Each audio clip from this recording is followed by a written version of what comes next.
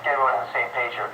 When you left here, you vowed that you would tell the story that couldn't be told by making a movie. I said I would find a way. Right. That's where we are right now. There's still no guarantee, but we're going to get into that and what's going to happen now. But in terms of your day-to-day life, as you've been trying to make this Definitely movie, no guarantees. Yeah. have you been living in fear?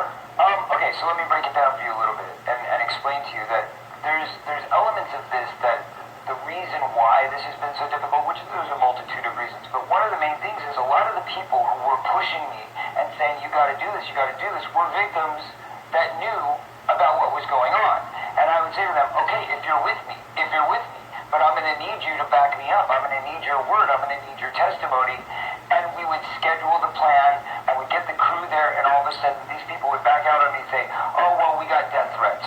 Oh, well, we got, my family is afraid. We've got a family to think about. My family's got to come first. And I'm going, what about my family? Does my family not matter? Why am I being asked to sacrifice everything when nobody else is willing to take those same sacrifices? But you know what? That wasn't enough to stop me, so I kept going.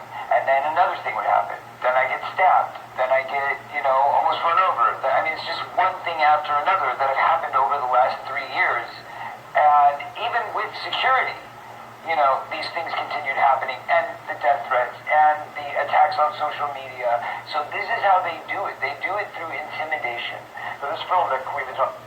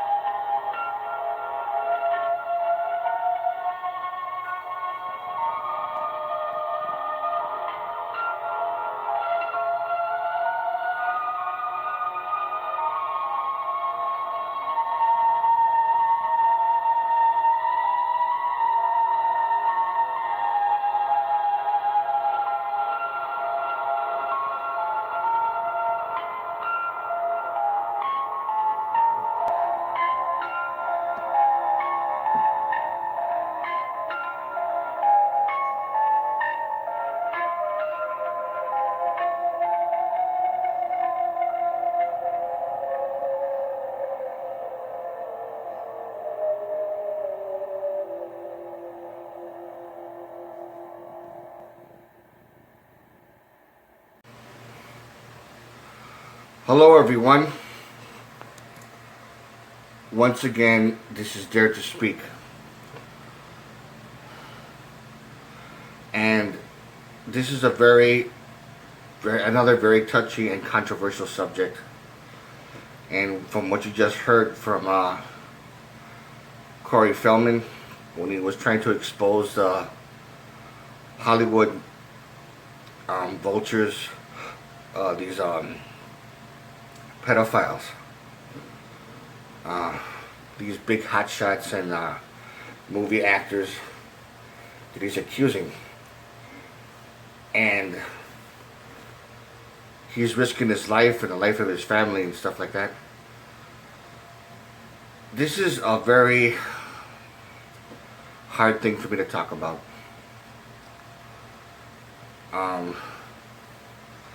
I just hope that a lot of you would understand what he's going through, what he's trying to do.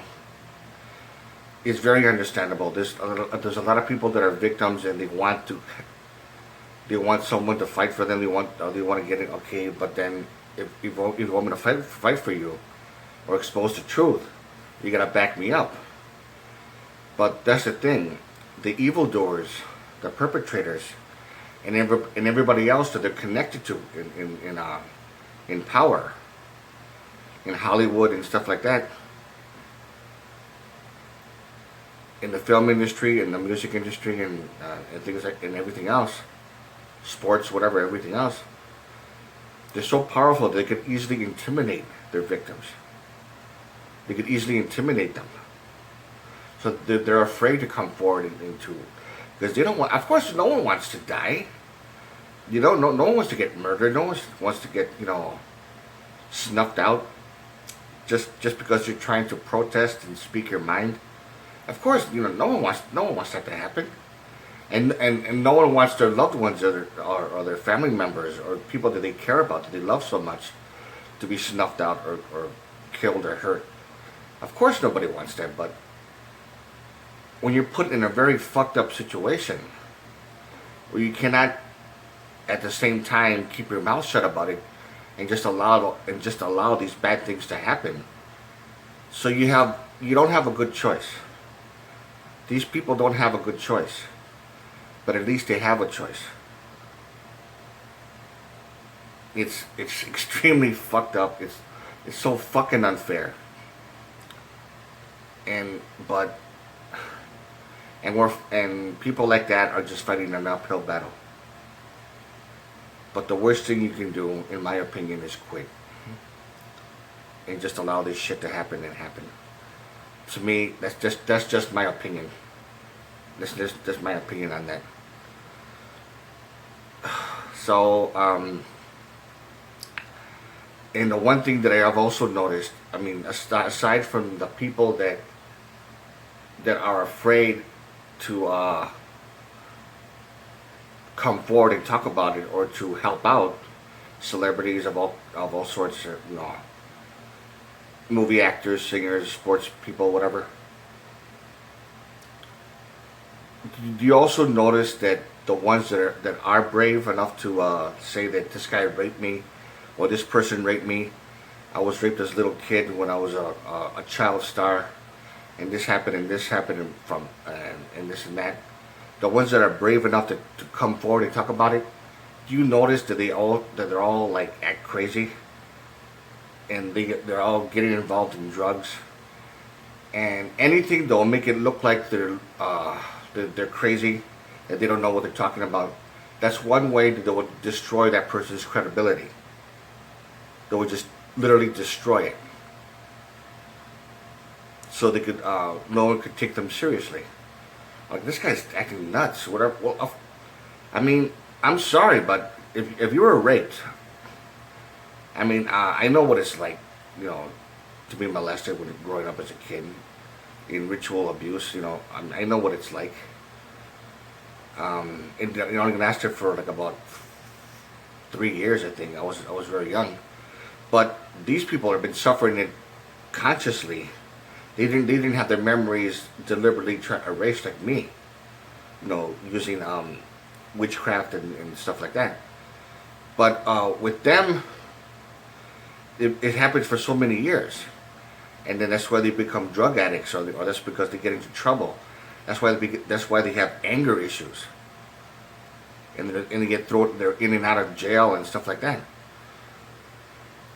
And all these victims, I mean, it is just beyond fucked up.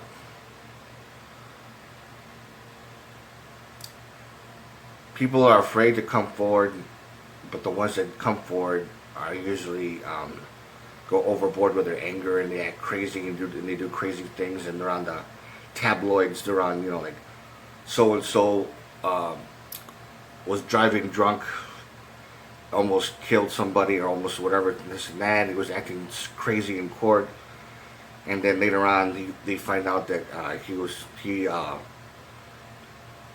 claimed that he was molested by so and so for so many years, and that's the reason why they act crazy and do drugs to begin with. And to me, that makes sense.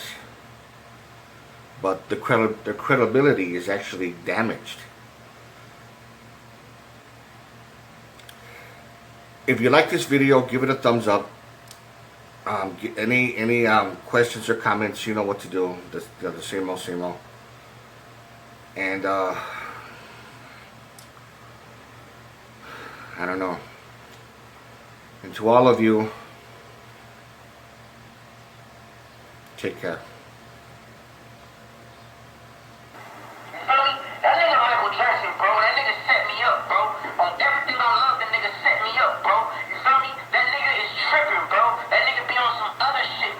Like, straight the fuck up. What are you talking about, my nigga? You raped me as a kid, you bitch ass nigga. You raped me as a kid and you raped all of my kids, nigga. And you still trying to motherfucking get away with the shit, nigga. What do you mean? I'm sitting right here, bitch. Every time I see you, I want to slash your neck, motherfucker.